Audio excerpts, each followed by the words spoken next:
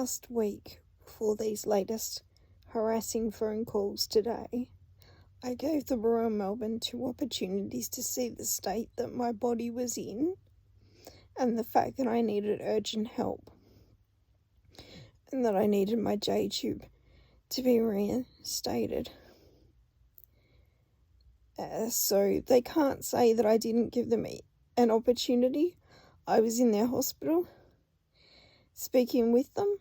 I gave them 2 separate days last week where they had an opportunity to reinstate my feeding tube, and they didn't. So anything that happens is now on them.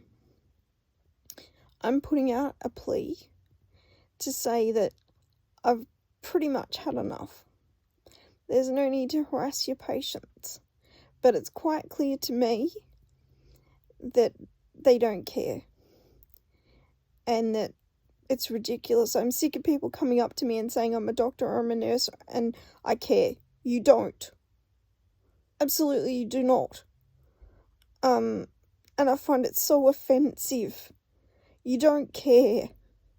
You never did. What you care about is how I can further your career, because you can say that you're working with someone with fibrosis or ossification or progressive. That's what you care about.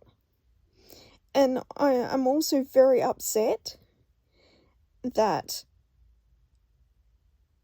everything Professor Hebbard has ever told me was a lie.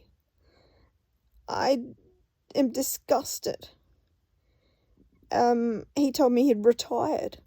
He told me, my GP, that he'd retired, was no longer at the Royal Melbourne, he was no longer involved in the university, and I find out today that that's all a lie.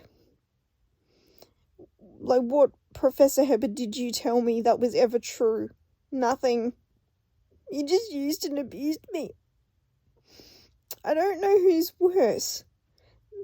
The person who essayed me as a child, or you, for taking my life by not providing me a J-tube and taking my life just for the sport of it, just for the fun of it.